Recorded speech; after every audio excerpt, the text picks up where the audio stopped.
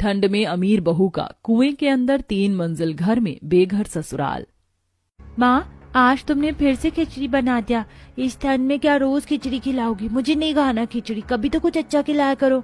अगर खिचड़ी नहीं खानी तो भूखे रहना पड़ेगा। यहाँ पापा का काम नहीं चल रहा और तुम्हें 56 भोग चाहिए। दीदी, बच्चों को ऐसे मत डांटो, मैं समझती हूँ। रिंकी बेटा, जो मिलता है इंसान को खा लेना चाहिए, वरना भगवान उनसे ये खाना भी छीन लेते हैं।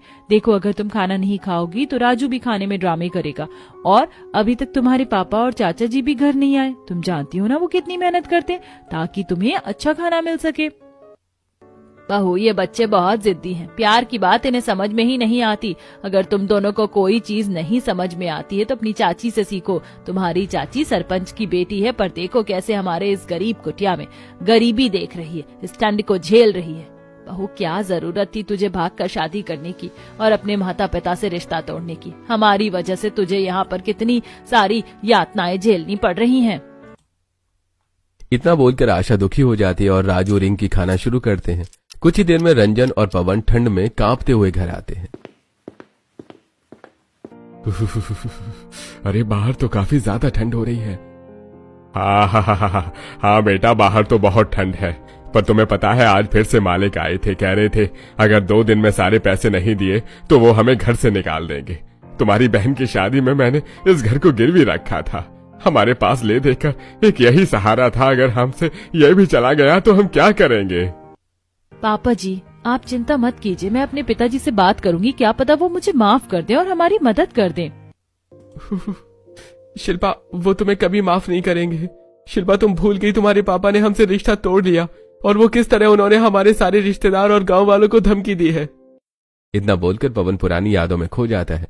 पवन और शिल्पा एक ही गांव में रहते थे और वो दोनों कॉलेज टाइम से ही एक दूसरे को पसंद करते थे।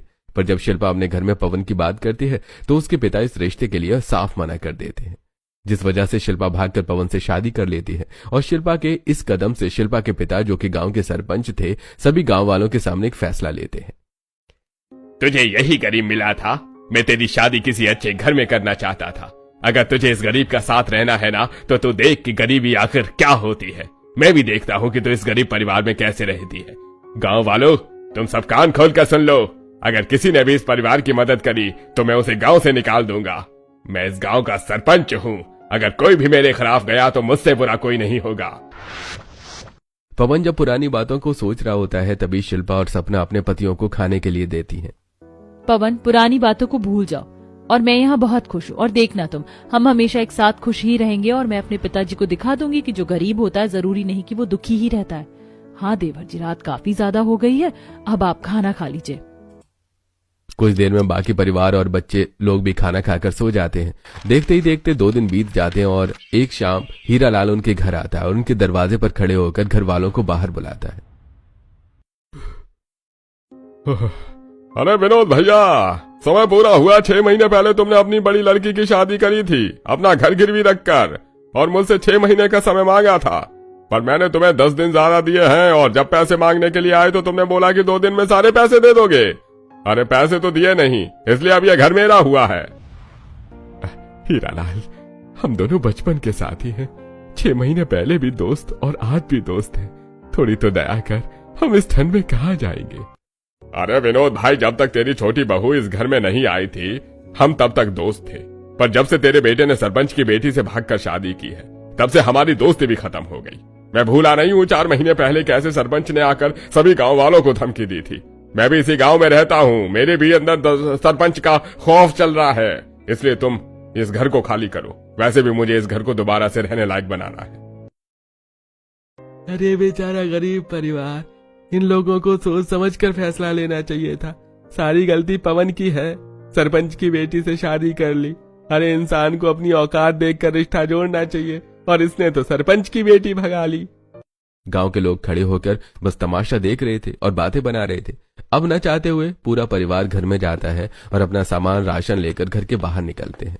उनके बाहर निकलते ही हीरालाल दरवाजे पर ताला लगाकर चला जाता है और पूरा परिवार ठंड में भटकते हुए फुटपाथ पर पहुंचते हैं, जहां कुछ लोग तंबू बनाकर रह रहे थे। माँ, पापा, भैया भाभी, रात होने को है। अब तक रहने का कोई ठिकाना नहीं मिला। यहाँ पर भी लोग तंबू बनाकर रह रहे हैं। क्यों ना हम भी यहाँ पर रात गुजार ले। काजल, हम यहाँ तंबू नहीं लगा सकते। इस फुटपाथ पर भी रहने के लिए लोगों ने कुछ पैसे देकर जमीन ली है। हमें कोई नहीं रहने देगा। हमें यही फुटपाथ पर बिस्तर लगाकर रात गुजारना होगा ताकि सुबह होते ही हम यहाँ से जा सके। उनके पास कोई दूसरा रास्ता नहीं होता, इसलिए वो लोग रोड पर ही बिस्तर लगाकर सोने की कोशिश करते हैं। माँ, मुझे बहुत ज्यादा ठंड लग रही है। इतना मोटा बिस्तर बिछाने के बाद भी जमीन ठंडी और इस रजाई में भी ठंड नहीं जा रही। बच्चों, ठंड तो हमें भी लग रही है, पर क्या करें, रात तो बितानी ही होगी। मुझे तो भूख भी लग रही है। अब इतनी रात को हम कहाँ खाना बनाएं? हमारे पास तो गैस सिलेंडर भी नहीं है। बच्चों, तुम्हें ठंड लग रही है ना? रुको माँ जी, आस पास से हम कूड़ा या लकड़ी चुनकर लाते हैं और आग जला देते हैं ताकि थोड़ी सी गर्माहट मिल सके। पूरा परिवार ठंड बर्दाश्त नहीं कर पा रहा था। ठंडी हवा के साथ ठंड और भी बढ़ती जा रही थी। इसीलिए शिल्पा अपनी जेठानी और सास के साथ आसपास से कुछ लकड़ी और कूड़ा ढूंढ कर लाते हैं, जिसे वो लोग जलाकर उसी के पास में बिस्तर लगाकर लेट जाते हैं। तो वो कुछ लोग बैठकर सारी रात हाथ तापते हैं। अगर अभी आग न जलाई होती तो ठंड से तो हम लोग मर ही जाते हैं। अब जाकर बच्चे सोए जब इन्हें थोड़ी सी गर्माहट मिली। अब तो मुझे भी बहुत नींद आ रही है। मैं अभी थोड़ी देर सो जाती हूँ। शिल्पा, तुम भी सो जाओ। मैं और भैया है ना, अगर आग कम होगी तो हम और आग जला देंगे। नहीं पवन, मुझे नींद नहीं आ रही, आप लोग सो जाओ। बहू, कभी कभी तुझे भी पछतावा होता होगा कि तूने कैसे लड़के से शादी कर ली। तेरे माता पिता तेरा भला ही चाहते थे, पर हमारी वजह से तुझे कितनी तकलीफ का सामना करना पड़ रहा है। माँ जी, प्लीज ऐसी बातें बार बार बोलकर मेरे दिल को ठेस मत पहुँचाओ। मैं यहाँ बहुत खुश हूँ और अब मुझे अपने मायके की भी याद नहीं आती। कुछ ही देर में सब सो जाते हैं। अब जैसी सुबह होती है, हल्की हल्की धूप की रोशनी उनके ऊपर पड़ती है, जिसके बाद सभी घर वालों की आंख खुलती है और धूप देखकर लगता है भगवान को भी हम पर दया आ गई, तभी तो इतनी अच्छी धूप निकल आई। धूप निकल गई है, मुझे तो फिर भी बहुत ठंड लग रही है। माँ जी, रंजन जी, देखो ना, हमारी रिंकी को तो बुखार है। अब हम क्या करें? भाभी, आप परेशान मत हो। मैं अपने पास हमेशा कुछ दवाइयाँ रखती हूँ। आप वो दवाई खिला दो, बुखार उतर जाएगा। शिल्पा, कल से हम में से किसी ने कुछ नहीं खाया। रिंकी भी भूखी, उसे खाली पेट कैसे दवाई दूं? यहाँ पर तो कुछ है भी नहीं जो मैं खाना बना सकूं। भाभी, आप चिंता मत करो। देखो, यहाँ पर सभी लोगों ने अपने तंबू के अंदर मिट्टी का चूल्हा बना रखा है। मैं किसी से बात करके आती हूँ, क्या पता वो हमें आधे घंटे के लिए खाना बनाने दें। बिना समय गवाए काजल फुटपाथ पर बस रहे लोगों के पास जाती है और उनसे मदद मांगती है। बहन, तुम्हारा तो खाना बन गया है, चूल्हा साफ करियो। आधा घंटे हमें भी दे दो। कल से हमारे परिवार ने कुछ नहीं खाया। हम लोग भी तुम्हारी तरह गरीब है। हमारे पास तो तंबू बनाकर रहने के लिए भी जगह नहीं है। हाँ हाँ बहन, क्यों नहीं? तुम्हें चूल्हा ही तो चाहिए, तो मेरा चूल्हा ले जाओ और जहाँ दिल करे वहाँ खाना बना लो। और खाना बन जाए तो मुझे वापस कर देना। वैसे भी मेरा खाना बन गया है। अब एक गरीब गरीब की मदद नहीं करेगा तो कौन करेगा? काजल शीतल से उसका मिट्टी का चूल्हा लेकर अपने परिवार के पास जाती है, तो वहीं राजू भूख से तड़प रहा होता है। आप लोगों ने अभी तक खाना नहीं बनाया। जब मैं मर जाऊंगा तब बनाओगे आप लोग। बनाते रहो 2 घंटे तक खाना। मैं तो जा रहा हूँ पास की मार्केट में। राजू, मैं और तुम्हारे चाचा जी काम पर जा रहे हैं। यहाँ से हिलने की भी कोशिश मत करना। चल भाई, आज भी खाली पेट जाना होगा, पर काम भी जरूरी है, वरना मालिक निकाल देंगे। वैसे भी उन्होंने हम दोनों भाई को धमकी दे रखी है कि अगर अब हमने काम में लापरवाही करी तो वो कोई दूसरा लड़का देख लेंगे। क्या फायदा मेरा कॉलेज करने का? मैं तो कॉलेज करके भी फैक्ट्री में मजदूर वाले ही काम कर रहा हूँ। पता नहीं हमारी किस्मत कब बदलेगी। आप लोगों ने इतनी मेहनत करी, मुझे कॉलेज में पढ़ाया, पर मैं नाकाम रह गया। अरे कोई बात नहीं बेटा, हम गरीब की किस्मत में शायद यही लिखा था। पवन और रंजन को फैक्ट्री जाना था, जिस वजह से वो बिना खाना खाए वहां से फैक्ट्री के लिए निकल जाते हैं। साथ ही घर वालों को व्यस्त देखकर राजू के पास के बाजार में कुछ खाने के लिए चला जाता है और वो एक प्लेट छोले भटूरे खाकर जब वहां से जाने लगता है तो दुकान वाला उसे रोकते हुए कहता है, ए बेटा, मेरे पैसे दिए बिना कहाँ जा रहे हो? अंकल, मेरे पास पैसे ही नहीं है। बहुत भूख लगी थी इसीलिए खाने के लिए आ गया।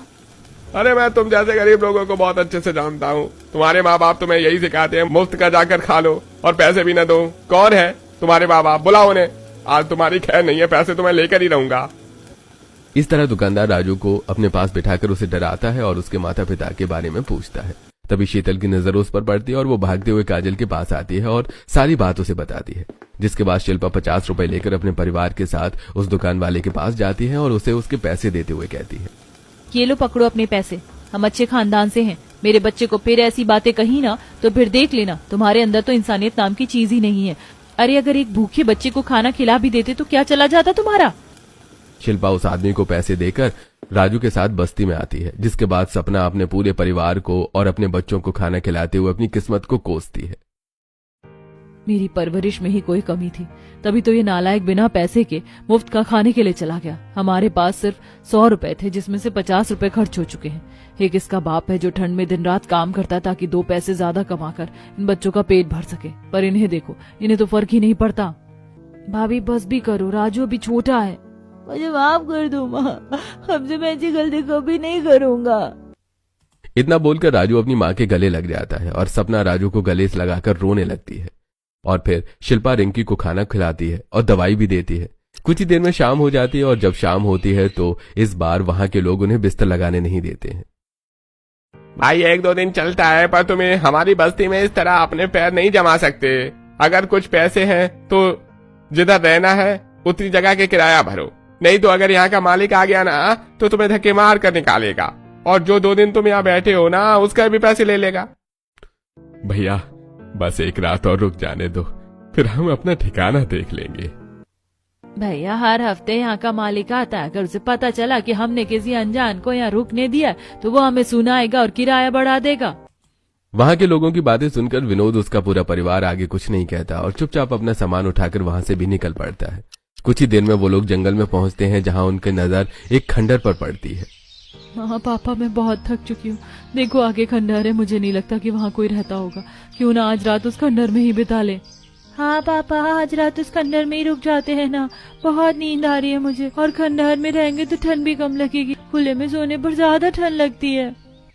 गरीब परिवार के पास न तो रहने का कोई ठिकाना था और न ही कोई दूसरा चारा, इसलिए वो लोग खंडर में रहने के लिए तैयार हो जाते हैं। पर जैसे ही खंडर के अंदर जाते हैं तो देखते हैं कि चारों तरफ गंदगी, ईंट, मलबा रखा हुआ है, जहाँ बैठने की भी जगह नहीं होती।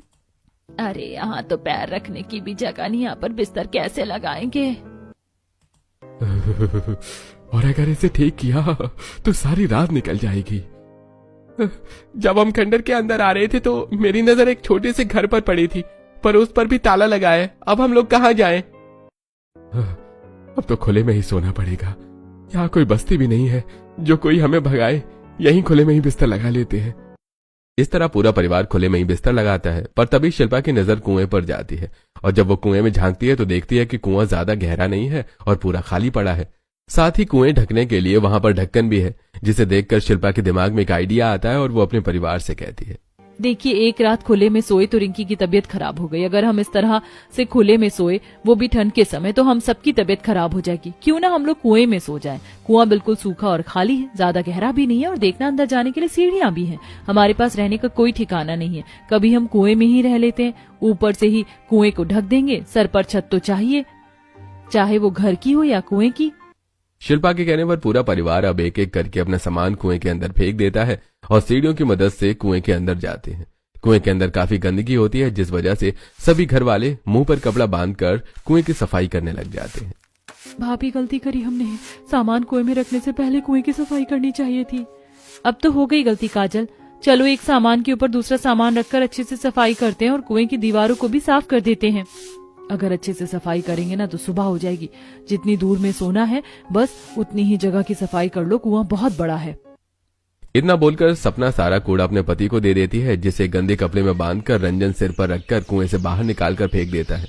और इस बार जब अंदर आता है तो वो एक लकड़ी में कपड़ा बांधकर उसकी मशाल बनाकर अंदर ले आता है और कुएं को ऊपर से ढक देता है और कुएं के ऊपर वाली सीढ़ी पर मशाल जला देता है ताकि कुएं के अंदर रोशनी रहे। भैया ये आपने अच्छा किया, अब कुएं के अंदर रोशनी रहेगी, बच्चों को भी डर नहीं लगेगा। चलो बिस्तर लगा लेते हैं, बहुत नींद आ रही है। अब सभी बिस्तर लगाकर आराम से सो जाते हैं। देखते ही देखते रात से कब सुबह हो जाती है घर वालों को पता ही नहीं चलता। और जब सुबह सभी की आंख खुलती है तो उन लोगों के चेहरों पर मुस्कान होती है। आज बहुत दिनों के बाद मैं चैन से सो पाई हूँ। मशाल पूरी रात जली और कुएं के अंदर ठंड भी नहीं लगी। हमें यहाँ कोई परेशान नहीं करेगा। सपना अब एक काम करो, कुएं से बाहर निकलकर धूप में मिट्टी का चूल्हा बनाकर रख दो। 2-3 दिन से सही से खाना नहीं खाया है, पेट में चूहे कूद रहे हैं और कमजोरी भी हो रही है। इतना बोलकर रंजन और उसका पूरा परिवार कुएं के बाहर निकलता है, जिसके बाद शिल्पा अपनी जेठानी के साथ मिट्टी का चूल्हा बनाती है। जिससे सूखने में पूरा दिन लग जाता है। और इस बार जब शाम को दोनों भाई काम से वापस आते हैं तो वो देखते हैं कि गर्मा गर्म खाना बना हुआ है।